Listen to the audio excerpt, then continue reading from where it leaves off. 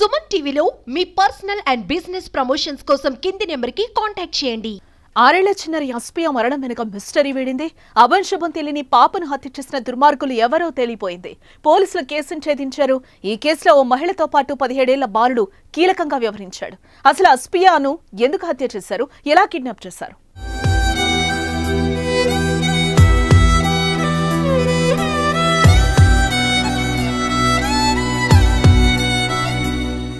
చిత్తూరు జిల్లా పుంగనూరు అస్పియా హత్య సంచలనంగా మారిన సంగతి తెలిసిందే. రోజులు గడిచినా కేసులో మాత్రం పురోగతి కనిపించకపోవడంతో ఉత్కంఠ కొనసాగింది. అయితే తాజాగా కేసును పోలీసులు ఛేదించారు. హంతకులను గుర్తించి కటకటాల వెనక్కు నెట్టారు. ఊహించిన విధంగానే తండ్రి ఫినాన్స్ వ్యాపారంలో లావాదేవీల కుమార్తె ప్రాణాన్ని బలిగొంది.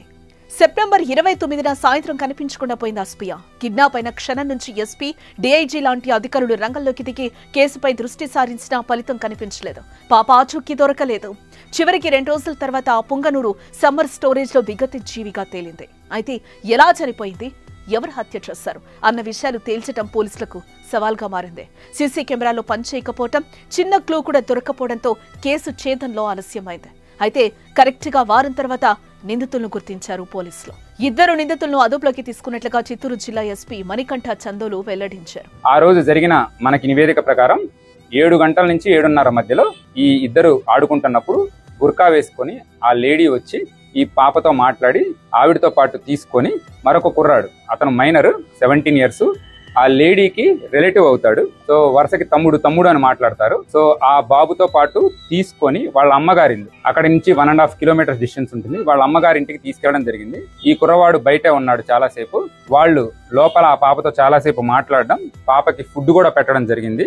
ఇది జరిగిన తర్వాత ఆవిడకున్న కోపం మొత్తం ఆ పాప మీద చూపించడము, అక్కడే నోరు అరుస్తుందనే ఉద్దేశంతో నోరు ముక్కు నొక్కేసేసి చంపడం జరిగిందనేది కూడా మనకు ప్రాథమికంగా తెలుస్తుంది. బాలిక తండ్రి అజ్మతుల్లా నడుపుతున్న ఫినాన్స్ వ్యాపారంలో నెలకొన్న లావాదేవీల వివాదమే బాలికను హత్య చేయడానికి దారితీశాయని ఎస్పీ వెల్లడించారు.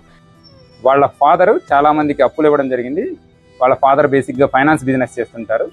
రీసెంట్ గా ఒక ఇల్లు కట్టుకోవడానికి కూడా తను కొంత అప్పులు చేయడం జరిగింది. పాత వాళ్ళు ఎవరైతే అప్పులు తీసుకున్నారో వాటి సకాలంలో చెల్లించకపోవడంతో తను కొంచెము స్ట్రాంగ్ లాంగ్వేజ్ వాడడము, అలానే వాళ్ళని తిట్టడము, బెదిరించడము, సివిల్ కోర్టుకు వెళ్తామని స్ట్రెస్ చేయడము జరుగుతుంది. దీనిలో వాళ్ళ ఫాదర్ దగ్గర నుంచి సుమారుగా 3.5 lakhs 3.6 lakhs తీసుకున్న ఒక లేడీ ఇది మొత్తం చేసిందని మనకు ప్రాథమికంగా రుజువు అవుతుంది. వాళ్ళ ఇల్లు కూడా సుమారుగా అక్కడికి 100 మీటర్ల దూరంలోనే ఉండడం జరిగింది. ఓ మహిళ సహా 17 ఏళ్ల బాలుని అదుపులోకి తీసుకున్నట్లుగా తెలిపారు. ఈ ఘటనలో మరో వ్యక్తి పాత్ర కూడా ఉందని, నిందితుడిని త్వరలోనే పట్టుకుంటామని ఎస్పీ చెప్పారు. ప్రచారం జరుగుతున్నట్లుగా చిన్నారిపై అత్యాచారం జరగలేదని ఎస్పీ మణికంఠ తేల్చి చెప్పారు. అయితే చిన్నారిని నిందితులు చంపేసిన విధానం మాత్రం కన్నీళ్లు పెట్టిస్తోంది. 29న సాయంత్రం బురకా వేసుకుని వచ్చిన ఓ మహిళ బాలికకు చాక్లెట్ ఇచ్చి ఇంటికి తీసుకెళ్లిపోయింది.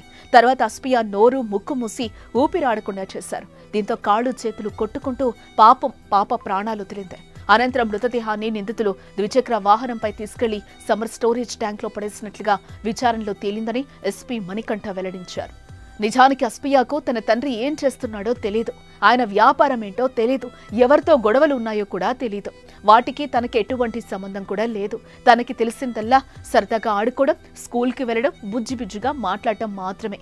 అటువంటి పసిపాపను అనవసరంగా బలి చేశారు. తండ్రితో ఉన్న విభేదాలకు పాపను పొట్టన పెట్టుకోవడం ఎంతవరకు కరెక్టా? ఇది న్యాయమా? కామెంట్ చేయండి.